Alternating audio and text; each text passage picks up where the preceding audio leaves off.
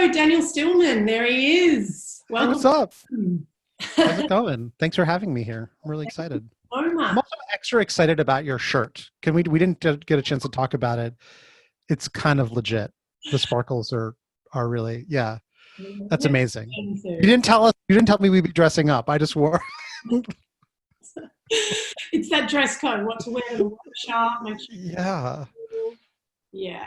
No, amazing to have you on the show. I want to give a shout out to everyone. And thank you to anyone also that has joined us live in the conversation this morning. So we will go out as usual for questions. So if you've got a question for Daniel, please don't hesitate to key that into the Q&A section, and we'll get to that at some point. But I'm going to give you a really quick introduction, and I have a sneaky feeling, Daniel, we're going to be able to go quite deep, quite quick, because there are so many things that I really want to cover with you in this time that we've got this morning. But a little bit, Yeah. Daniel. So he designs conversations for a living. Yes. But you do too, by the way. Not to interrupt you, but like that's what everyone does. That's what I propose is that's what everyone does That is for a living. it. Insists that we do too, right? I insist that you do too. He's the author of Good Talk, which I've had the pleasure of reading everything that's available around the book, but I highly recommend this. Let's dive into that. He's the author of Good Talk, which is How to Design Conversations That Matter, a handbook for leaders to create change. But you're also an independent design facilitator and the author of the super popular The Conversation Factory, which a few people who've actually come on this show have also mentioned as an show that other people need to get on. So congratulations. Thank you. Yeah. Thank you very much. So, tell us, Daniel, what are the conversations that you should be having, but we're probably not? Wow. Well, so I wouldn't should on you. I would definitely not tell you what conversations you should be having. But I'll say for myself, when I started investigating this idea of designing conversations, what kind of snuck up on me, I started in design thinking and innovation, and I was like facilitating workshops and meetings and stakeholder engagements. And the idea of those experiences as conversations worthy of designing is actually an idea I learned in Australia. I was working with a group called Second Road in Sydney for a couple of months, and that's what they called their facilitation practice. And when I first heard them say that, I was like, that's kind of douchey. Like, what does that even mean? You're not designers, and how do you design a conversation? But for me, I had this arc of going from industrial design to user experience design to service design. And I was like, well, maybe maybe conversations are a thing. Maybe that's the next type of design. And certainly no one teaches you that in design school. And I don't know if they teach it in business school, like how to design meetings, workshops, projects. Like those are really important conversations to design if you're going to be an effective person in the working world. But when I started to realize that, and maybe you've realized this too, Fiona, like there's a difference like when you have two people in a meeting or three or four or five, and then the client says, well, actually there'll be 15 people. Oh, actually, no, there's going to be 25. Then you start to like, your heart starts to pitter patter. There's this line from The Princess Bride, which is in the book where I don't know if you've seen the movie. Yes. There's the scene between Fezzik and the Man in Black where they talk about fighting one-on-one versus fighting crowds. Yeah. And there are different techniques, but it's still fighting, right? So I think I realized conversations have size. There's big conversations, and I was really good at, we have 100 people and we want to take them through a 2-hour innovation thing. Like, cool, no problem. Actually, another 50, fine. There's no real difference. Like, totally manage it. But then if you zip down in size and you go down to the conversation that you have when there's no one else in the room, that's just the conversation with yourself. And that's the one that's kind of the foundation of all the other ones. I maybe I'm the only one, but I've got a bunch of voices in my head, and not all of them are that nice to me. Some of them are really nice to me, and then sometimes they're really mean to me, and sometimes they're talking at the same time. And so self-talk and managing self-talk, that's a conversation that most people would rather not have. We either, it's like when your mother or your father or aunt or uncle or whoever would berate you, like, oh, you're always such and so, or you never blah, blah, blah. And you're like, oh, you're right. Or you go, no, you're wrong. I'm not like that at all, mom. Right. So it's either one or the other. It's not like, oh, that's so interesting. Tell me more about that. Well, what evidence do you have? Like, let's really get it all out on the table and let's really dig into this. So we never actually have a conversation with ourselves. It's usually just an order and that we follow, or resistance to another prompting that we're having in ourselves. So the idea of actually having a conversation with yourself, if there's one conversation that everyone should have that they are probably not, it's spending some time talking with yourself, not to yourself, with yourself. So good, so much in that as well. But I mean, we probably are having conversations with ourselves, but not consciously. We're not consciously having conversations with ourselves. They're just, maybe there's arguments. So this is like the design aspect, like how are we designing it? And so there was an example in the book where this woman would leave herself voice messages. She would go walk her dog and she would call herself and then be like, oh, Fiona, I'm just having trouble with this, this, and this, and this, and this. And she would just talk it out. And then if she wanted to, she could listen to the message later. And we all know we're better at solving other people's problems than we are solving our own. So this basically separates the conversation out and creates a new interface for the dialogue. And this is something that popped out in the research for the book, is like, conversations have a place. Like, we're having this conversation here in Zoom, and this conversation enables certain things and it disables certain things. And having a conversation with herself on the phone is different than sitting down and journaling. Right? But she got something out of that process of just talking it out is like level one. Like, she said what was on her mind. And then it's like, oh, listening to it again. And then you get another crack at like, oh, wow. Is that really how I sound when I'm really complaining a lot? I should really do something about that. And so I think it's an interesting iterative process of listening to yourself. So it's just time well spent. I don't care if it's journaling or going for a walk and talking to yourself, or, meditating and not talking to yourself. Like, we don't actually spend enough time in silence with ourselves. That's not a skill that most people have. Like, I had an old friend who told me years ago that the mark of a good relationship was the ability for the couple to be together and not talk. And I've definitely taken that to heart. It's a really amazing thing to be able to have that. And wouldn't that be nice to be able to have that with yourself? Just to go for a lovely walk with yourself and just enjoy the scenery and not be playing the tape, as we like to call it, right? There'd be a few couples who might have been challenged by that at the moment, I think. Oh, yeah. Oh, yeah. Yeah, if you want to listen to Esther Perel's podcast, she's interviewing people. I can't imagine what it would be like to be on the brink of divorce at this time. And I'm really sorry if that's where you're at. My heart goes out to you. It's, it's hard enough, but at least you had a place to go to get away from it. And now there's like kind of no escape from the conversation. Yeah, scary byproduct to all of this. Yeah. So the key to better relationships, you're saying step one is actually conversations with yourself. Oh yeah, man, you got to get right with yourself. 100%. I was going to go deep quick. I knew that was going to happen. Yeah. So I want to drill a little bit more into what got you here. So you mentioned it was that journey through graduating industrial design, then you moved into actually designing physical products and services, and then it became this, okay, design is actually a conversation, and then now you've written the book, Literally Honest. Tell us more. Well, I mean, when I met that team at Second Road, this was like 2015. Late 2015, and I had just been bought out of my business, and so I was like having a bit of a wander and a wonder. I was having, this is what you do. People go walk about.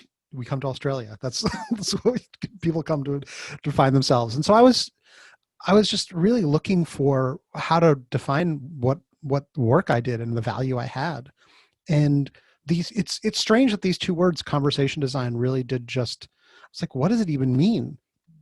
And I remember I sat down and I did 4 interviews with 4 really wonderful people. That became the seed for the podcast, but I didn't actually start the podcast for another year because I was like, I don't know. I wasn't ready yet. Like, the egg wasn't hatched. But I remember having those interviews with my friend Dave Gray, who was nice enough to write a note for the front of the book, and is the author of Game Storming, co-author of Game Storming, and also Liminal Thinking, two wonderful books.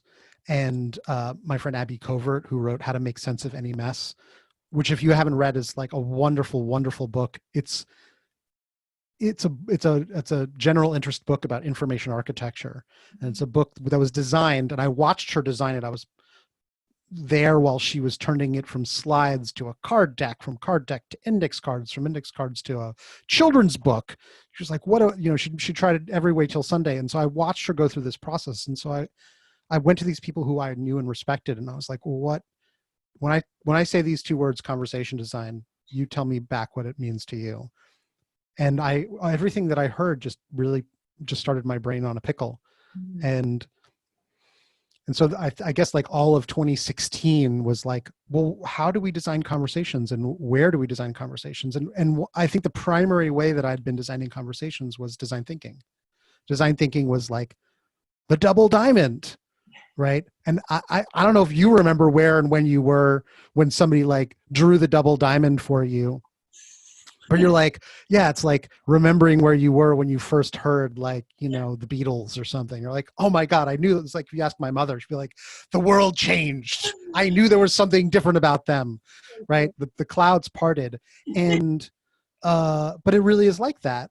When somebody gives you a new model or a new framework, it is in essence a design for a conversation. It's a new story, and story and narrative is a component of conversations and how we communicate. We exchange stories in conversation.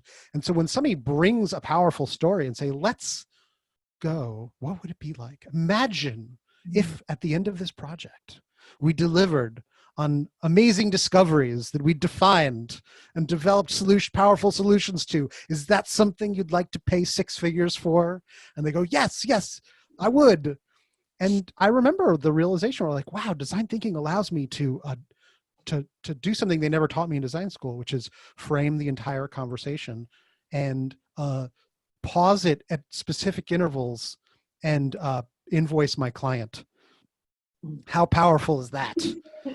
Right? So there's going to be 4 phases. There will be 4 invoices. There'll be 4 reports. And you're like, it gives you power, right? So instead of going through the squiggle, I'm sure the squiggle drawing of creativity, where you're like, okay, so we're just going to be going from unknown to known, and I don't know how long it's going to take. And can you just like, I'll just send you invoices as we go. How does that sound? how does that work for you? And that can work. I know people who are like, look, 10K month retainer, and we'll just work it out until we work it out. And God bless you. Some of us have to scope time and cost against value delivered and deliver against that. So for me, I think the double diamond, or like the 3-way Venn diagram of viable, feasible, and desirable. Thank you. Oh my God. Oh God. Well, what's confusing me is that Tendai Vicky, who I just had on my podcast, uses a 4-way Venn diagram, which blew my mind. The 4th circle was adaptable. Oh. And I was like, whoa, like, is it adaptable to changes? And this is a great conversation. It frames a conversation with your clients where you say, well, okay, so you've got desirability, you've got feasibility and viability. What portion of your current portfolio is resilient to major changes in the global landscape?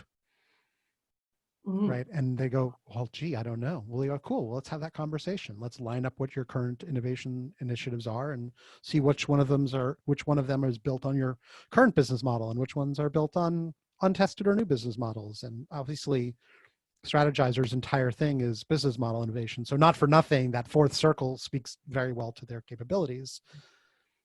Good job, Alex Osterwalder. Like, kudos to you. Company out now. Yeah, and like that extra circle, like just it asks a question that feeds into their capability. And I think that's an amazingly powerful way of designing a conversation, right? And so that to me is like that journey of like, having a framework, having a design for the conversation can help you navigate difficult terrain. Mm. And that's, you're talking about the leading conversations and being able to lead conversations. I want to get more specifically as well into leaders themselves inside organizations. So in the book, you've got a quote from Ed Catmull from Pixar, who also wrote Creativity. And it is, to paraphrase, he's saying, actually, I'll just quote, if there is more truth in the hallways than in meetings, you have a problem. If you can't talk about something in the hallways, you have a bigger problem. Yeah, that last sentence was mine. I thought that was very clever of me. So tell us what are the conversations for the leaders that are listening? What are those conversations that leaders should be having all the time, and even another layer, especially now? Yeah.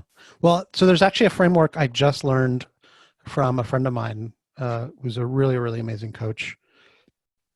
And he talks about, have you ever heard of the Eisenhower matrix? It's this classic. So there's this, I actually learned this framework initially from Randy Pausch. He did this amazing speech. He was dying of pancreatic cancer.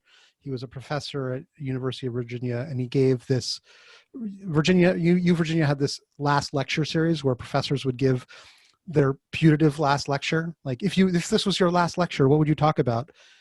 He gave literally his last lecture, because he was pancreatic cancer is incredible. It's one of the worst types of cancer to get, totally untreatable. And he wound up giving this talk, and it went super viral at the time. He wound up on Oprah. He wrote a book. Totally watch the talk. It's absolutely beautiful. It's about how to really achieve your childhood dreams. And he also does another talk on time management, and he gave it while he was dying. So I'm just going to let that soak in. Like, hearing a dying man talk to you about time management, it really brings it home. And he had this framework, and everyone loves a good 2x2. There's things that you have to do that are due now, and things that you have to do that are due later. Yeah.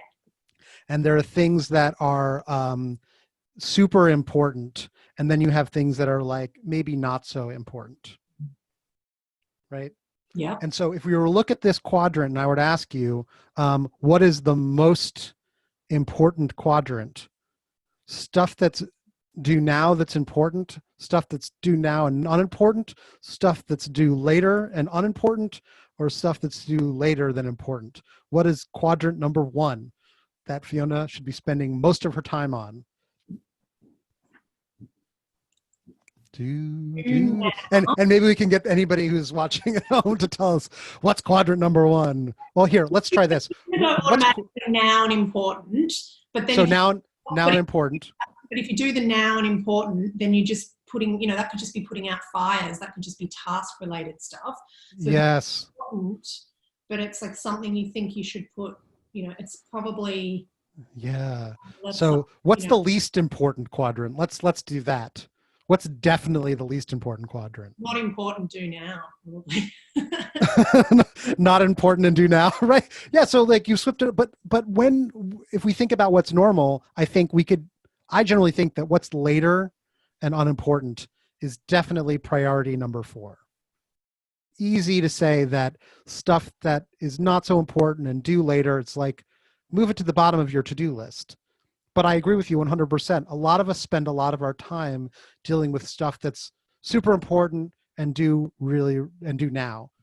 I think it is absolutely true that we should be spending more time thinking about stuff that's important and due later before it comes in to the now. Yeah. Right.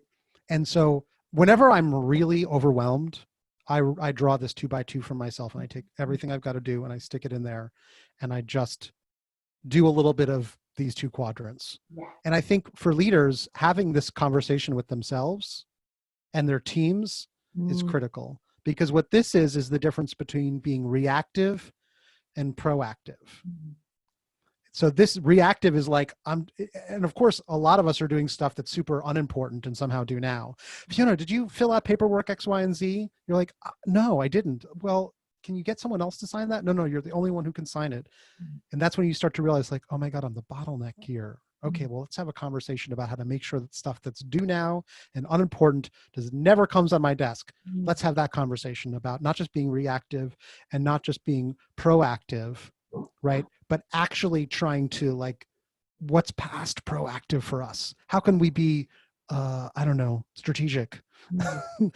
and make sure that like, we're not just being opportunistic and being proactive about like what's emerging. Mm. My friend Robert, who talks about this, he says like being proactive is still dealing with the future. Yeah. I'm sorry, dealing with the past. Like being proactive and being reactive is still based on like what's coming down the pipe, whereas being strategic is building your own future.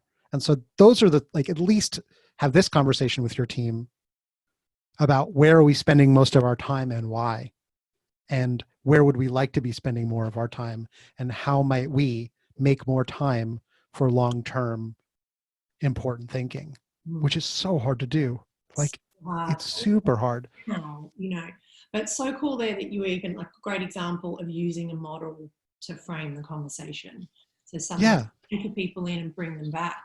But again, like going even deeper on that, like so hard at the moment, particularly for leaders. We talk about ambiguity and all of this good stuff. And we kind of had a saying here where we were like, this is not a drill. This is stuff we've done for so long. It's here now, but making decisions on what is the most important thing, when everything is so uncertain, and maybe even leaders above them can't be crystal clear on what the strategy is or where we're going because of the way that things sit. Right. It seems that way, but I was talking to somebody about this too, where they were like, what are you seeing coming down the pipe? Like, what are you like, does Daniel have some crystal ball knowledge? And I guess I treat it like fashion. That shirt will never go out of style, Fiona. Somebody may tell you, girl, sparkles and sequins are so last season. And to that you say, just crawl up, climb into a hole. I love these sparkles. They work for me. I love the colors. They say something about who I am. And that's when buying a piece of clothing is an investment, right? You're like, these leather pants are going to be good forever, right? Or not. You're like, yeah, maybe not. That's why it's good to shop with a friend. But similarly, what I was pushing back on this friend who was asking me for advice, I was like, well, what is true to your purpose? What do you really want to create in the world? Why are you doing what you're doing? And, instead of trying to anticipate where the market is going and then maybe not wanting to offer where, like, is that what you want to offer? Like, are you in business to be in business? I think if for me, I'm kind of a solopreneur. And so to me, it's product, market, team, fit, and I'm the team. So it's like, if I don't like doing it and I'm not having fun doing it, I'm not going to do it. And I may not be the right person to bring that thing. So if I see, even if we saw the future, it may not be ours to bring into life. So I think I would love for companies to be able to say to themselves, why do we really exist? Right? What is our true purpose? And presumably they should still be able to find a way to deliver that purpose. Even in this. Yeah, exactly. Yeah. I think people are sort of waiting to know rather than just like going with what you've got. But there's a design for that conversation too, right? Jeff Bezos talks about this. Like, if you wait until 100% certainty, it's too late, right? So he's like, make decisions at 70% and decide, is this a decision that is a reversible decision or a reversible decision? Is this like going on vacation, or is this having a kid? Like, those are two really different types of choices. You can they're both reversible. One's a little bit harder to reverse, at various stages. Experimentation comes in as well. Yeah, very much so. This is the right time for that. But I love the way that you're bringing that back to, is this our purpose, and do I really want to do it? Is it doing something for the sake of it? Are we just staying in business to be in business? At any cost? Or is it a time for us to use the pause to kind of figure some stuff out that maybe we didn't have? So this is an interesting point. What's coming up for me is something in the book, the conversation operating system, these 9 elements that I feel are easier to grip and hold if you want to steer the conversation or if you want to shift the conversation.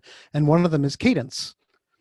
So the ability to actually pause on purpose is a skill that you can develop, right? And the ability to sprint on purpose is a skill you can develop, right? And so I think there's a lot of talk right now, and has been for a while, about sprinting. And Jake is a talented guy. I love him to pieces, and it's a great book.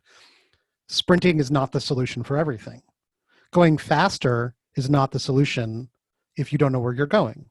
A sprint can actually help you decide where you're going, right? But sometimes a group just needs to pause on purpose, right? And say, where are we now? Right. And I don't even think Jake would say the sprint. I think it's actually a lot of other people who've taken the book and said, this fixes everything. And it doesn't. You still have to be able to say, where are we and what do we want? Why does this matter? And who should we involve? That's not necessarily a sprint question. That's like a marination question. And that's changing the pace, the cadence of the dialogue on purpose. I think companies are stuck in like one speed. You know, it's either like it's all fast, like move fast and break things. And they're like, oh God, wait a minute. Don't move fast and break things. Like move reasonably quick and don't break anything. You can't put that on a t-shirt, but that's what, and then companies say, and nobody actually has as their motto, like move really slowly and don't screw up. But that's clearly written on the manual somewhere for some companies. Like don't mess up because you will get fired if you screw it up. So like everyone got that message. And so nobody wants to try anything. And so the entrepreneurs have definitely got the message. Write a 36-page business plan. And then you get to waste $2 million. I'm pretty sure Facebook even corrected that, didn't he? Didn't he go around and write on the posters in Facebook, Yeah. slow down and fix your shit. Yeah, exactly. Totally. But I wonder in that, because it'd be so interesting to see if we can bring that ability to pause with us more intentionally after this, because it's been put on us. We all know. I hope so. And it's whether we can learn that lesson to bring that forward. And it's even saying that is making me think about a really interesting topic in your book around patterns. We start seeing, as humans, we are sense-making machines. Yeah. We see all the patterns that are around us, and what you've just done there is talk about, like, that's a pattern that's going on out there in the world about sprint or pause. There's something on even in this conversation around the cadence of the way that we exchange and the things that does. Yeah. Talk to us a little bit about, what understanding patterns can unlock to be powerful in conversation. Well, I think this is something that leaders do, right? This is something that facilitators and leaders do, which is noticing and naming. And it's really powerful because it's a double-edged sword. If you say to somebody, you seem angry, right? You're actually noticing some signals about them, and then you're naming it. And when you say to somebody, you seem upset, like you seem angry, like usually somebody rejects that naming, right? I don't think when you say to somebody, honey, you look tired, are you okay? That you're like, thanks, I'm fine. That doesn't always work so well. And so this is asking versus telling. Telling is really powerful. Like naming something and saying, this is what is, can be powerful if you're in a group and nobody's, calling out the elephant, as it were. If you say, I'm feeling some tension in the room, can we talk about that? That's actually asking about what's happening, but it is naming it, but it's naming it in a super gentle way. And so this is something else I write a little bit about in the book, this quadrants of asking and telling versus problem and solution. And David Rock draws those axes in his book, Quiet Leadership. And I think that upper quadrant of asking about problems is what I would call the gentle quadrant. And that is a really powerful leadership skill, to say what's happening in the room, but in a way that is welcoming, it is inviting and invitational, to say, like, can we talk about what I'm experiencing, and is anybody else experiencing that? That draws a circle, it draws a boundary, and that is an invitation for everyone to say, like, I'm feeling it too. No, actually, I'm not feeling it. Okay, cool. So then now what? Now we've started to draw out the polarities in the room. And I think a lot of the times we're afraid to name things because we're afraid that the answer is no or yes. It's like, I'm getting the sense that we're not working anymore, right? Like, I've been thinking about breaking up with you. Are you thinking about breaking up with me? Yeah. Wow, that's amazing. Like, can we just get on with the next conversation now? This has definitely happened to me in the past where I'm like, oh my God, they're totally going to fire me. And then they call me into the room because I'm like, I'm miserable here. I'm not enjoying this experience. And I'm like, God, I just hope they fire me. And they call me into the room. And they're like, so this isn't working out. I'm like, yes, thank you so much for saying it. Now we can just talk about, everything, the rest of our lives. That's so great. I think we're always afraid, many of us, I'll use I statements. It can be scary to bring up difficult conversations, quote unquote, difficult conversations. It's only difficult because we don't want to hear the answer and we don't know how to do the next step. But I think if we think all of the steps through, then we can say, okay, well, so what's the cost of not doing it? What's the cost of doing it? Let's do it. That's usually the conversation I have with myself. I'm not even sure what the question was at this point, but you tell me, am I getting closer? Is this what you're looking for? It's down to, being able to see the patterns. The example that you give. Yes. Okay, cool. Thank you for bringing me back.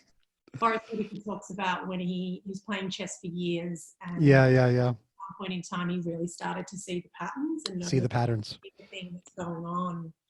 And you've touched on it there. It's like, it's that humbling thing of, probably even playing out a few scenarios in your head rather than just being afraid of that wide open expanse. Because it's, and the experiences that we've had with that, probably since we're young, are things like, no one wants to hear, as you say again in the book, we have to talk. Yeah. Is that everything that comes after is frightening, but not stopping us having better conversations. Yeah. And so pattern making is an energy saving device. I think as we grow and as we adult, and I'm sure you've had this experience, right? When you see the way things usually go, you can save energy by moving in the direction that things tend to go, right? It has to, that's what makes us better at client management or project management or relationship management in general. But I think the minus is that if you only see the patterns, then you'd never experiment. Mm-hmm. This is why I think sometimes big companies hire small agencies, right? It's their lack of experience. They don't have blinders on. They want to investigate all the possibilities. Mm-hmm. And then the company says, no, we've tried all that. That'll never work. And so then you're like, well, why are you spending money here? Which is a whole other question. But sometimes those unexpected left field things work. And so patterns and living by patterns is so great and helpful and efficient. Having the double diamond is better than not having the double diamond. But thinking that every innovation project is the double diamond is really hampering. It means that you never try something new. It means that you're not. So I think there has to be that yin and yang of patterning and clarity and seeing the matrix, like Forrest Whitaker's talking, like actually seeing the chess board and knowing what all the possibilities are. But it doesn't replace like trying something new and taking a risk and playing against yourself. Like maybe I'm wrong. Maybe there's something else that can happen. So I think I don't want somebody to invest 100% in let's have all the right patterns and only play by the pattern book. And let's have because I think people want the rule book. But if the rule book worked 100% of the time, then everybody would be doing it, I presume. Yeah. So sometimes the rules don't work, which is why it's good to break the rules. And that's usually what happens. Have you ever read The Coaching Habit? It's one of my favorite books about coach. Are you a Coaching Habit fan? It's a wonderful book. Yeah. Do we have a guest who's coming on the show? Somebody's connecting. Oh. She can't. Parika's showing up twice. He talks about like coaching to the right way of serving, and then this idea that like some of the greats served the wrong way, and now it's the right way. Mm. I just love this idea of like conventional wisdom. If conventional wisdom was always true, if patterns were always true, then there would be no hope for growth or innovation or development. So occasionally we just have to hope that conventional wisdom is going to get turned on its head. Yeah. And we could do it. Why not? Yeah. And now is the time as well. Yeah. Checking because I thought we might have a question coming in as well. Oh, there's a chat. There you go. Yeah. But we'll keep going. So just a reminder as well, don't forget to send in your questions if you've got one. Can we talk a little bit about some of the organizational dynamics that are another really cool example that you give is the Dr. Seuss stacks. Tell us that sort of story, because that really resonated with, I think how, unintentionally so many people, especially sometimes when you're leading in an organization, you can become a bit of a Zach. Talk to us about Yeah.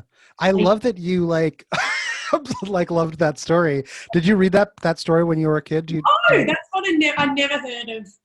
So it was a shorter one in a compendium of the Zacks, and there is an animated version on YouTube if you want to watch it. And it's kind of ironic. And it actually kind of plays into this question about patterning. Yeah. Because if somebody's lived their life, these two creatures meet, one goes east and one goes west, and they meet in the middle, and they literally meet head on. And one says, well, I only go east. And the other one's like, I only go west. I don't go north or south. I don't go in any other direction. And so they literally cannot move in any other direction because they are stuck. And I've definitely been in meetings like that, where everyone's got their way that they think it's supposed to go, and they're fundamentally incompatible. And so then the question is like, well, what are we going to do? How do we break out of this pattern? Who's going to give, right? And this is why people read about negotiation, because they think negotiation is a win-lose game. And so I need to figure out how to like position myself and my argument, and I have to get a deck so that I can like come armed with facts. And then when have facts ever convinced anybody of anything? Right? If facts were useful in this world, we would have a very, very different world. We're all allowed our own facts now. And also data doesn't show anything. People show stuff with data. And so data is just there. Nobody knows what it means. And so we're all telling different stories with the data. And so we're just stuck. And so there's, you got one Zax who's like, we profit over planet. And the other Zax is like, no, planet over profit. And how are those two people even supposed to have a conversation? Right?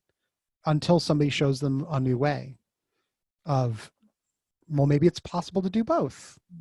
Right? I'm pointing to the wall because on the other side of the wall is my fiance, Janet, who just finished her MBA in sustainability. And she's such a do-gooder, like dreamer. She really believes, I think it's the hardest thing in the world. Like, how can we design regenerative businesses?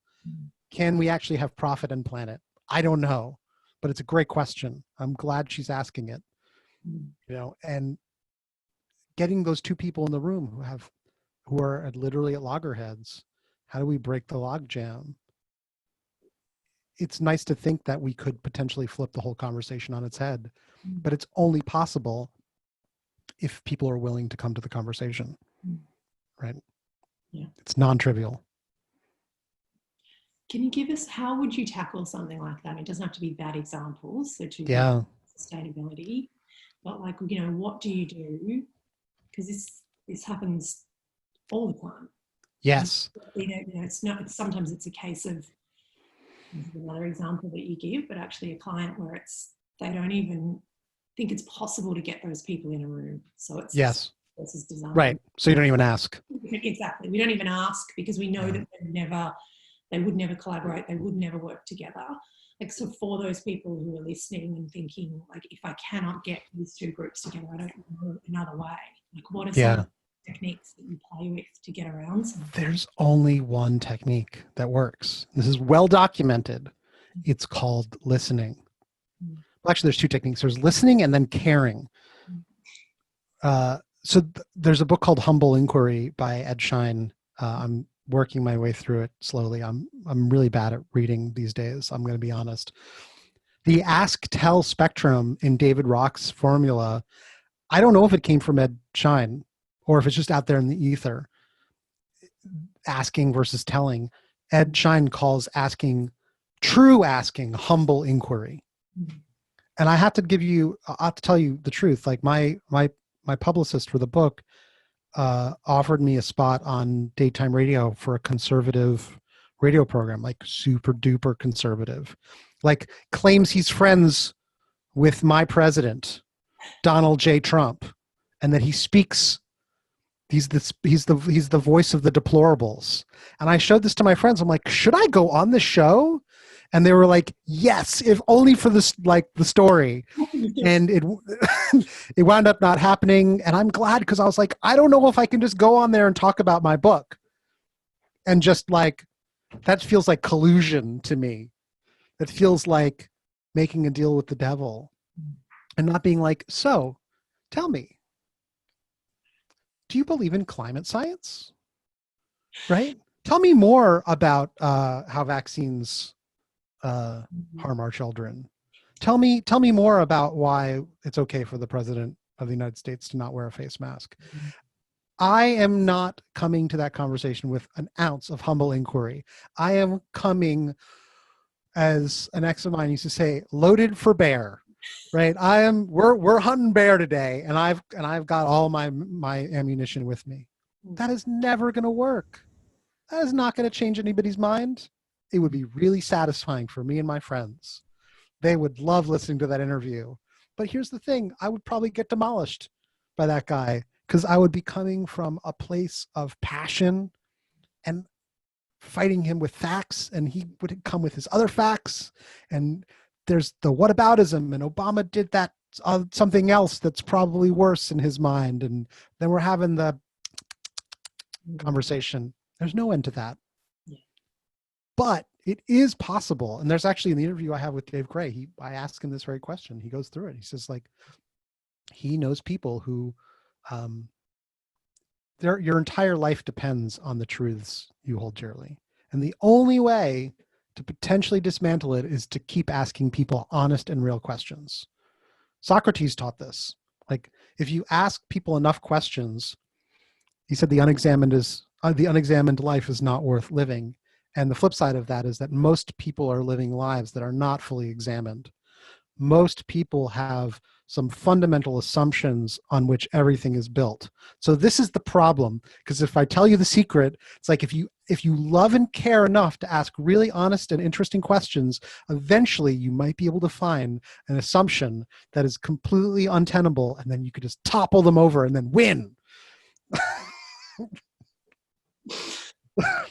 So that's the secret, is asking a lot of really good questions. But what might happen is you might actually change your mind. You might actually discover something that is good in their opinion. You have to be willing to find out what's good in it. They are loving something. They are loving something. Donald J. Trump is loving something. It is hard to look at that man and feel love. But I can twist my brain around the idea that he is loving something.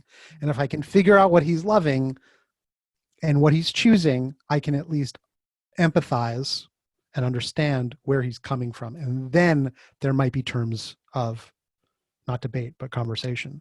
Here's the problem, though. I can't guarantee that he's that curious about my life, right?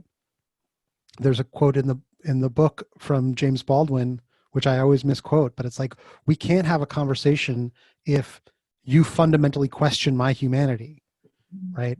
So like, a black man can't have a conversation with a white supremacist and smile, because underneath it is a fundamental dishonesty, where the man of color is being dishonest with themselves to pretend that it's okay to have that opinion. And the white supremacist is literally questioning the humanity of the other person. It's really hard to have a conversation in that instance. Then all bets are off. And so the question is always like, why are you doing this? If this is your grandpa, is it just like, what do you want to accomplish? Why do you know, there's a million blog posts about this in 2016 where it's like, when Donald Trump won, it's like, how do I go to Thanksgiving? How do I get through family dinner with my racist uncle? And the answer is, well, why? What do you want? Like, why go? Like, what are you trying to accomplish? And do you want to change his mind? Do you want to have your mind changed? Like, what's your real goal? And so when you have those loggerheads, this is what the classic question of every negotiation is. What's your BATNA? What is your best alternative to a negotiated agreement? What happens if you don't go to Thanksgiving? What happens if you walk away from the meeting? What happens if you don't agree? Do you need this person's approval or love? If you don't, then walk away. Right? Like James Baldwin looks at a white supremacist and he's like, I'm out of here. Like, I don't need to change your mind. I know that I'm a human being. Like, what's that conversation for? Having the broader conversation with society, like maybe that's worth having. Maybe he wants to have that debate. I don't know if you've watched, oh man, what is it? Self-Made. Have you watched Self-Made? No. It's about, it's like a docudrama about one of the first self-made millionaires in America. It's total feel-good TV. If you need some of that right now, I forget her name, but she made this hair cream for Black women. And she built like this empire from it. And she was talking, who is it? Oh man, this is terrible. I'm going to totally screw this up, but there's really no reason to look it up right now. You need the third person. This is Parika's got to be Googling it on the side. Oh, I love this. Live notes. It wasn't Adam Clayton Powell. It was earlier. It wasn't Frederick Douglass. I'm blanking on his name, but there were at the time, like during Restoration, the Reformation period. Oh man, this is terrible. This is super embarrassing. I don't know my own history, but there were debates between white supremacists and like Black intellectuals where they're like, we're going to go on stage. People will buy tickets. We will have this debate. And people paid money to see this because it was like, this is, let's see it happen. Madam C.J. Walker. Yes. But thank you so much. It's amazing. She's amazing in it. I mean, that's not the actor. That's the woman who the article's about. But she goes to try and get approval or the imprimatur of a prominent Black intellectual at the time. And this was a thing. Like, let's go and watch this public debate. But I don't think there's actually enough of that these days. Of like, oh well, let's actually talk about why science is science. Because people would rather just have their own beliefs and go to their own corners of the internet and. But that's what it's coming back to it's full circle, to where you began. Like I'm trying to think who says it, but I'm in the business of, might even be a Jeff Bezos quote or it's attributed to him. I'm in the business of changing my mind. Yes. But it's like, if we were true to ourselves, most of us aren't. Like, even if we believe that we've got liberal beliefs, or we are open-minded to even project onto other people that, they don't engage in the conversation because they don't want their minds changed. The reality is we most of us don't, is what you're correct. Saying. That's the truth, we don't. But even back to the beginning, like that question there, where we started was around organizations and leaders and how can they go through this. But what you've just told us is that it starts with the conversation with yourself. Like asking yourself, what will be challenged for me if I engage in this? Like, why don't I want to go to that place? Yeah. Because what will that outcome be? Right. And so Bezos coming with that attitude sets the tone for the whole company. I don't know what it's really like to work in Amazon, but I found on the internet somewhere, and would love to dig it up again, where there was a wall of, this is how we talk at Amazon and this is how we don't talk at Amazon. So you talk about designing the conversation. This is the level of granularity. When somebody asks you a question, the only appropriate answers are yes, no, I don't know, and I will get you a number by this time. Right? And you say, like, let's have an evidence-based mindset. Let's have a bias towards reality. And if we don't know, let's get evidence versus let's have a circular conversation and decide based on power. One of the real challenges of coming in the industrial design world, the means of production are necessarily focused centrally. The decision to make a product is a big decision. It takes real investment. It's very hard to be, you have to be very strategic to be lean and agile in experimenting with new businesses and products when a laptop requires a factory. And a factory that makes a laptop can't necessarily make a handheld device overnight. So you can't, it's hard to have business agility when you're talking about atoms. And this is why people try to rule through power. We try to guess what the future is, and we want the current situation to persist in the future. And of course, we don't want to believe that things are going to change when our entire mortgage depends on things staying the same. And so that's why people would rather fight and hope that they're right than get evidence that they're wrong, because it can jeopardize their entire worldview. And so we think like, oh man, those crazy anti-vaxxers, I'm nothing like them. But it's scary to get evidence that you are wrong or that you might be wrong. It's the same thing that's hard to sit down with your best friend or your lover and say, what do you really think about me? Right? Tell me what I'm really like. Tell me 5 words that you really, that you experience when you think of me. Right? It's hard to ask those questions. It's hard to say like, what happens if this product fails? Like, how do we get it into the market in an easy way? And they're like, well, but we might fail. Let's not do it. Right? So literally we have the exact same mindset of like, it might not work, so let's not try, versus like, well, how can we try in a way that makes it easier to fail? It's a hard conversation. It's retitling your book. It's the risk of not having these conversations. Right? What happens if we don't talk? I'd love to go to just especially now. So, you and I are having this conversation in this forum, which we may or may not have done anyway a number of weeks ago. What do you think about kind of this concept of something actually Lee Duncan from IBM said to us the other week about this challenge of virtual IQ now, EQ, sorry, virtual EQ. Like we've all got our game on that. What do you think about the challenge of conversations in different mediums now? And totally. Like a couple of tips for people to kind of overcome it's quite hard, to get deep in this forum where you can't feel somebody's energy or those kind of cues.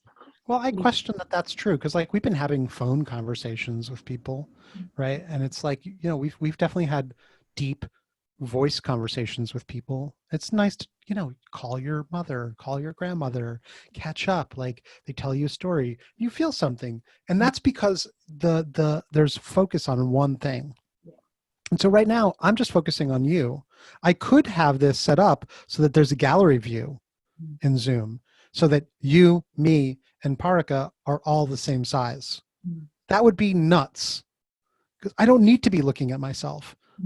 Generally, what I suggest to people is that they hide their self view, which is a thing you can do in Zoom, right? In Google Meet, for example, it's less of an issue because they don't have you kind of just look at the one speaker at a time. But I've intentionally pinned your video and I'm watching you, I'm reading you, I'm empathizing with you, I'm connecting with your emotions. And so I think it just takes a little bit of effort. Hiding if you're using Zoom a lot, hide your self view, check your hair, check your lighting, and then turn off your self view. Working attention is about 120 bits per second. And one person talking is about 60 bits per second. So that's why I think voice conversations are so powerful, because we're literally using half of our attention to focus 100% on their voice. And then you kind of just like, I don't know if you do this, like you kind of just walk around the house, and if you walk with somebody on the beach and you have a conversation, there's this act of, or sit in front of a fire, there's this meditative visual that's happening that sort of like, it it engages your other senses, but not fully. Zoom can be that way. I'm just focusing on you right now. I'm not really looking at myself at all. But a lot of times people just take the gallery view for granted, and they're like, "Oh wow, it's so busy," and you can't help but check yourself out when you see your picture. I assume this is not just me. When I walk by a shop window, you're like, you just check, how's my hair, right? And so we're doing this constantly on Zoom. So it's and I think it's sapping some of our energy, like our working attention. Some of it is going towards listening to the person, and some of it is going towards occasionally checking ourselves out. And so it's really about controlling attention. And if at some point we need to go onto a mural and do some work together, we should do that.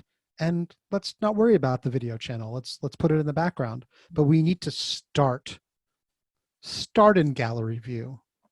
See everybody, connect with everybody, check in. It's not hard to do, to connect with people. And then pin the person who's talking, and then go look at something together, like walking on the beach or standing in front of a fireplace.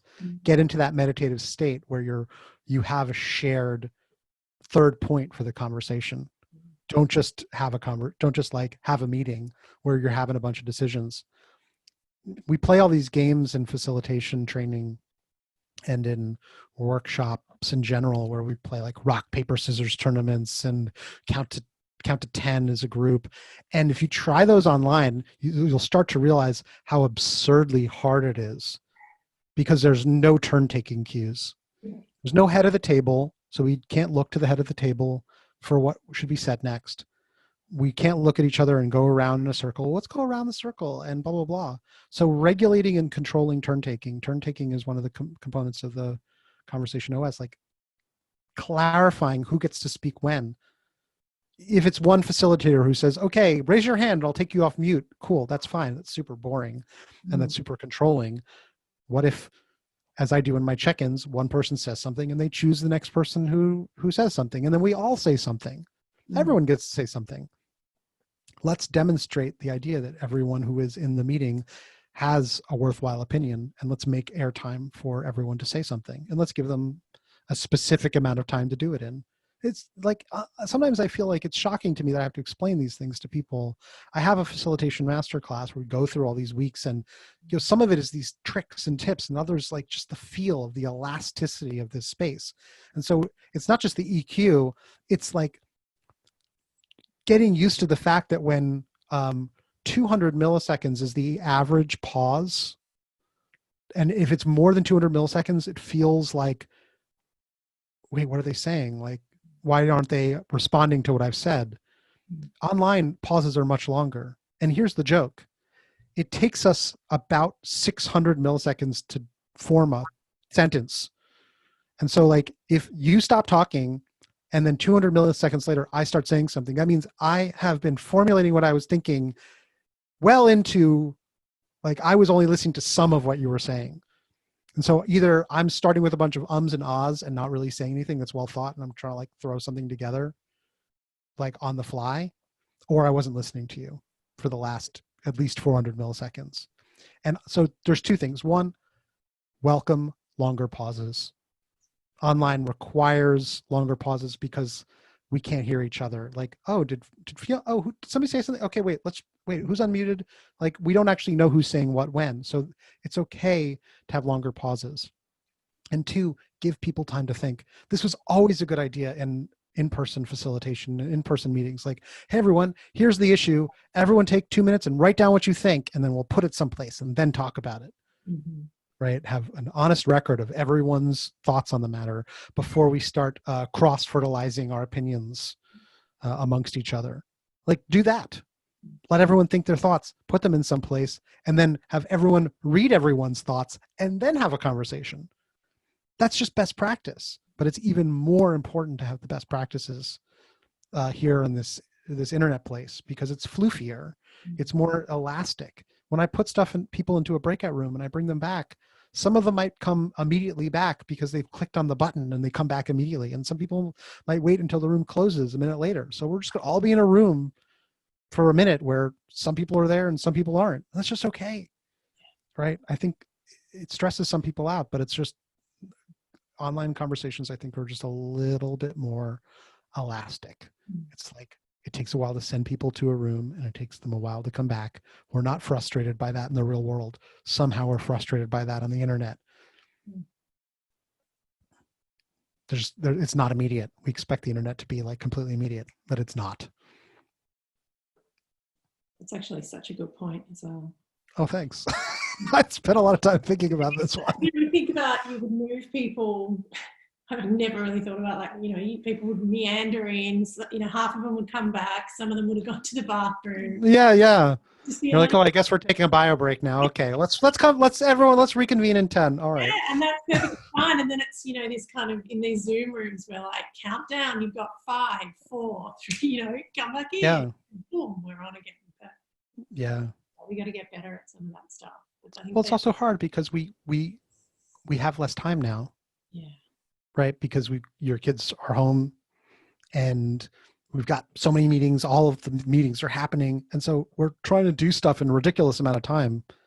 I've worked with companies where they're like, can we fix our meeting culture and our meeting system? And I'm like, well, let's talk about what you're doing. And it's like, they're having 30 back-to-back 30-minute meetings and there's no time to prep for them. I'm like, oh, it's almost impossible to facilitate back-to-back 30-minute meetings and have them be effective when they all start 5 minutes late. So they're actually not 30-minute meetings. They're 20-minute meetings in terms of like, where am I? What is this? Yeah. There's 5 minutes lost on either end, at least. People shuffling and getting into place and putting their books down. And, it's non-trivial. Yeah. We have hit 9 o'clock. So if people who are live have got to jump off, absolutely fine. Thank you so much for joining us. Of course, I'd love to just do a couple of quick fire questions if we could. Would that be okay, Daniel? Absolutely. Can you see how I can do? Yeah. What is one behavior or habit that has really improved your work? Oh, wow.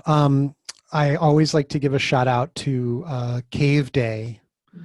Cave Day was started by actually my first cousin, Jeremy, and 2 other lovely people, my friend Molly, and oh my God, Jake. Yeah, I was blanking on his name for a second. Cave Day is this idea of deep work, and it's a structure and a community around deep work. And so it started several years ago as a one Sunday a month, we would get together. It was like 40 people. I remember the first one, got into a big circle. We'd say, what are you working on? What percentage are you done? And you'd just sit down and you'd work with 40 other people. And I don't know if you've ever meditated with a group of people where you kind of go deeper, because there's just this group field. I don't know what it is. I don't want to be woo-woo, but it's kind of like, oh, wow. Because if you pop out, everybody's in it. And so you just get back into it. And if you've ever done the Pomodoro technique, where you're like, okay, I'm going to focus for 25 minutes and then I'm going to take a 5-minute break. Cave Day was like someone else is keeping time, and they would stretch out the time more and more. And Cave Day made it possible for me to write my book. Both of them. I would have carved the time out, because they started doing weekday caves. And so it'd be like, all right, people, I would just block off Wednesday morning, 9:30 to 1. And if somebody tried to have a meeting with me, I'd be like, oh no, I'm booked. Right. Whereas normally if they're like, okay, so I'm just going to be working on some stuff for myself. And if one of your clients says, oh, can we have a meeting? You're like, okay. And then suddenly your calendar is just a wreck, and you don't protect any of your genius creative time. And so Cave Day is a mechanism for getting deep work into your life. Highly recommend it. You don't obviously need to sign up for Cave Day to do it. Making and protecting that cave, that deep work, this idea of being in the cave and having that time for yourself, so powerful. Okay, Dave, we've got it down. Okay, so yeah. Next one. What are we not looking at that we should be? What are we not looking at that we should be? I mean, obviously conversations, right? I think we're having them, but we're not realizing we're having them. My friend Abby, who wrote How to Make Sense of Any Mess, she wrote a really nice blurb, and it really warmed my heart, because she was like, if you think that just because we're human, that we know how to have conversations naturally, then like you are missing out on an opportunity to be mindful and intentional about them. So I obviously have to say, like, we're not being mindful and intentional enough in our communication and realizing how we can do them differently or better. So 100% take a good look at your conversations, because who taught you how to talk? Yeah. How did we learn how to be at work? No one taught us how to do most of that stuff. We're just copying patterns without really being thoughtful about them. So that conversations. That is it. Okay. Best advice you've ever received? The best advice I've ever received. Oh my God. So what comes to mind, Dave Gray really has taught me a lot. In the podcast interview I did with Dave, he talks about how he said this thing. He says, the less I do, the happier they are. he was talking about facilitating experiences with clients. And I said to him, have you ever found, I'm like, surely there's an absurd limit to that, where you do nothing and they do everything and they're blissed out. And he's like, exactly. So that's the best advice I think I received, is that the less you do, the happier they are. And so that's, I try to teach people about their facilitation stance and stepping up versus stepping back. But I definitely now realize that stepping back can be super powerful. So the final question. So you've obviously just written a book, just yes. for everyone out there. Good conversations. Get your hand on the book. We want to be doing yes. It's good talk. Sorry, good talk. It's okay. Conversations that matter. So where can we get our hands on the book, by the way? The internet is the only place to get it right now because of the current global pandemic. The books are like completely lost in the universe. It's absurd. I'm actually a little annoyed with my publisher. I'm not going to lie. But you can buy the Kindle copy on the internet, on Amazon, or wherever fine books are sold. If you're in Amsterdam or Central Europe, you can get it on bol.com. You can actually get a book in your hands because that's where it's being manufactured, in Central Europe. So Europeans, you're one up on the rest of the world on this one. But the digital book is totally legitimate. I'm working on the audio book. So I was going to say, you're going to do an audio version as well? Yeah, it's just hard to carve out that genius time. I'm not going to lie. Yeah, cave days. I know. All right, that's it for the time we've got. Thank you so much, Daniel. Thank you. Yeah, just got to get back, listen in, and trawl through all of that absolute gold that you've delivered there. So thank you so much. Good luck with the rest of the book. Thank you so much. And thanks for your lovely and amazing and deep questions. It's a real delight. Oh, thank you. You made it really easy. I am really looking forward to continuing to stay in touch as well, because you're doing amazing work. And the other thing I want to point out is Daniel does some amazing workshops for other people who are interested in sort of visual facilitation and some of this best practice. So we'll link some of your the other work that you're doing and the great stuff that you're doing yourself as well to this, and get on board because it's come highly recommended by a lot of people out there. Thank you so much. I think the work matters, and I like being able to contribute to the conversation. I'll just say. Have an amazing day. We'll chat soon. Thanks. You too. Thanks, Vienna.